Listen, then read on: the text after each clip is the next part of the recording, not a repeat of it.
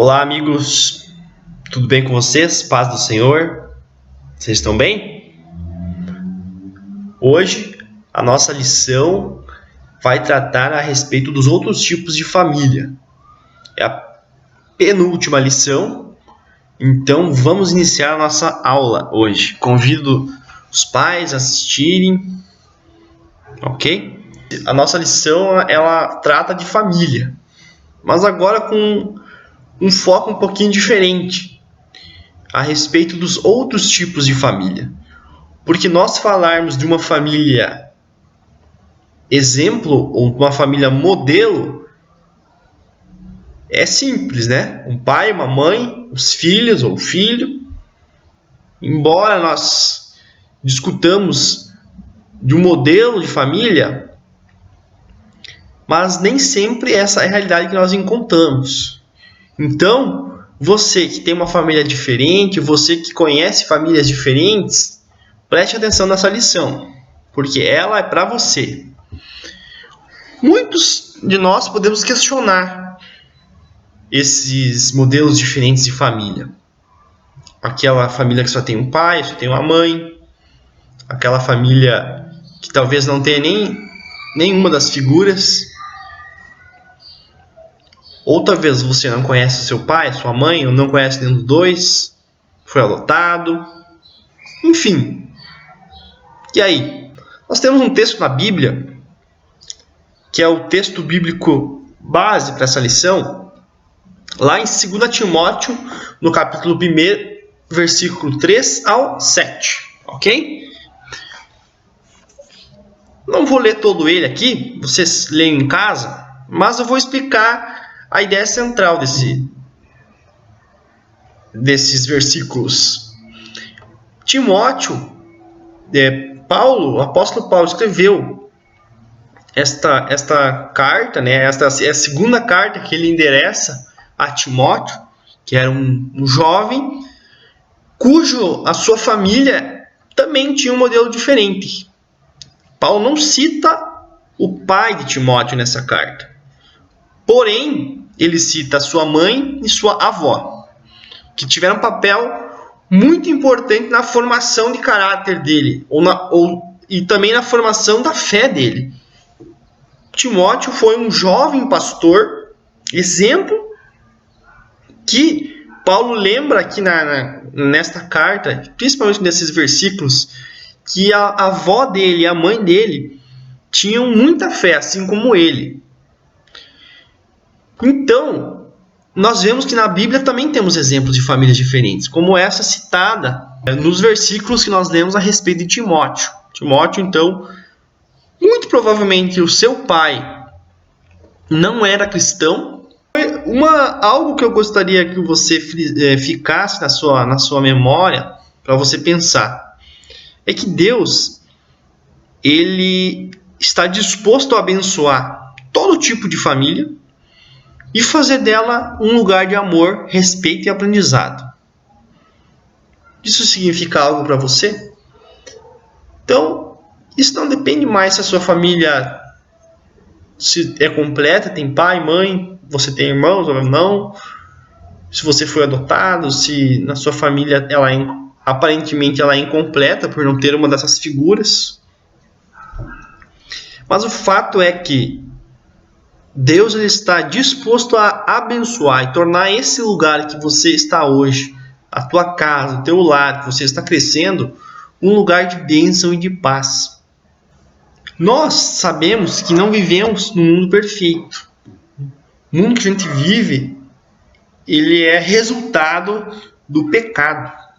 O pecado proporciona defeitos nas pessoas. Nós somos todo mundo tem defeitos. Por isso que nós dependemos de Deus para nos livrar dessa natureza pecadora que acompanha-nos desde o início da nossa vida. Ninguém é santo, ninguém nasce perfeito, ninguém é infalível. Porém, Deus, ele é perfeito, Deus é santo, Deus é infalível. Por isso nós precisamos compreender a natureza divina e estudar, entender e buscar a Deus para nos aproximarmos dele. Assim como nós estudamos nas lições anteriores, como é importante nós termos bons exemplos, amigos, né? Dentro de casa temos bons exemplos, mas Deus, Jesus Cristo é a figura central do Evangelho e Ele é o principal exemplo de vida que nós temos que ter para a nossa vida, como referência principal da nossa vida. Tendo essa referência, nós vamos nos tornar cada dia um pouquinho mais parecido com Ele. Por isso, apesar das nossas falhas, nós dependemos dele. Nós precisamos dele. Não existe família perfeita. Não existe um lar que não tenha problemas. E nós vivemos num mundo que está distorcido. Essa realidade foi distorcida. Nós vivemos numa democracia. Essa democracia, ela garante os teus direitos, os meus direitos, os direitos de todos nós. Isso é bom, muito bom, porque nós não somos mais perseguidos por sermos cristãos. Nós não morremos, nós não somos enforcados em praça pública por sermos cristãos. Nós não somos impedidos de pregar o Evangelho. Nós não somos impedidos de ir na igreja, apesar da pandemia, claro. Mas nós não somos impedidos por exercitar o cristianismo. Portanto, você tem que agradecer muito, porque hoje a gente vive num momento de construção da sociedade em que a democracia ela permite isso. Permite que o Evangelho seja propagado, permite que nós tenhamos acesso à Bíblia, à leitura cristã, ou que nós produzamos exemplos de livros cristãos. O mesmo direito que me dá de construir, de viver numa família aos moldes tradicionais cristãos, esse direito também ele se estende a quem entende isso de forma diferente. Então nós precisamos respeitar todo mundo, todo tipo de família. Nós propagamos o nosso modelo, entendemos que esse é o modelo adequado para nós, só que a gente não precisa confrontar diretamente as pessoas, apontar, né, aquilo que nós entendemos como sendo errado ou como não sendo adequado. Então nós, como cristãos, precisamos cultivar o bom senso, cultivar boas relações, porque a gente não vai empurrar o Evangelho goela abaixo das pessoas. Aquelas que quiserem aceitar e que compreenderem que o Evangelho é algo que traz de fato benefícios, as pessoas vão ter acesso através da nossa vida. Deus, o Espírito Santo, vai fazer a sua parte. Se elas tiverem vontade, desejo suficiente de abrir o coração para o Evangelho, Deus vai transformar a vida dessas pessoas. Mas até que isso não aconteça, ou mesmo que isso não venha acontecer aos nossos moldes, no nosso tempo, nós precisamos continuar vivendo e pregando o Evangelho de forma abundante às pessoas. Assim como Jesus fazia. Jesus pregava o Evangelho abundante, que abrangia todas as pessoas, que alcançava todos os corações e que é a verdade de Deus. Dentro do nosso lar, se você pegar o exemplo de Timóteo mesmo, ele tinha exemplos dentro de casa que alimentou a vida espiritual dele, que alimentou a fé dele, para ele se tornar o homem que ele foi na sua época. Dentro de casa, cultivando essas boas relações e vivendo o Evangelho de forma plena, é dessa forma que nós vamos transformar a nossa realidade.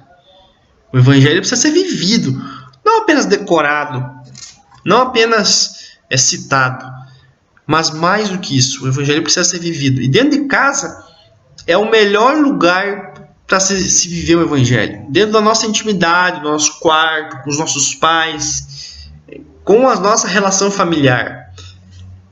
Uma coisa que fica claro lendo essa passagem que Paulo cita sobre Timóteo, é que a formação, a fé, ela é abundante quando existem exemplos dentro de casa. Então esse é o papel fundamental dos pais, dos responsáveis da vida dos adolescentes, em específico falando sobre isso, sobre a formação, sobre a construção de fé. Nós sabemos que a fé ela precisa ser construída. A palavra fala que a fé é o firme fundamento daquilo que se espera, é a certeza daquilo que não se vê. Mas é o firme fundamento, ou seja, um fundamento é algo projetado na nossa vida. E outra passagem que fala a respeito da fé é que a fé ela vem pelo ouvir e ouvir a palavra de Deus. Precisamos anunciar a palavra na vida das pessoas que estão no nosso derredor, porque dessa forma nós seremos canais de Deus na vida delas e vamos fortalecer uns aos outros. Então você como filho também tem um papel importante, né, de honrar e servir com alegria os seus pais, os seus responsáveis. Deus, ele ama a família, é um projeto dele, né? O jardim, um homem, uma mulher, ele executou o primeiro projeto humano através da vida de um homem e de uma mulher, foi colocar uma família no jardim, que ele mesmo construiu, o jardim perfeito, o jardim do Éden. Então nós lemos, né, no livro de Gênesis, né, que Deus ele dava ordens, né, para as coisas acontecerem, mas quando chegou na parte do homem, Deus ele colocou a mão na massa, ele se envolveu intimamente. Então dessa forma que ele valoriza nós como filhos que somos, ou a figura do teu pai, da tua mãe, e você como filho. Ele valoriza isso. Deus ele é família. Você como filho possa questionar Deus sobre a ausência dos seus pais ou sobre os erros dos seus pais. Apenas reclamar, apenas criticar essas ações não vai mudar nada. Então talvez você hoje se questione, se meu pai tivesse feito, ou se meu pai, se minha mãe fosse assim, ou se eu tivesse conhecido meu pai, se eu tivesse conhecido a minha mãe, tudo seria diferente. Mas vale lembrar que nós lemos na Bíblia que Deus não dá nenhum fardo maior que não possa ser carregado.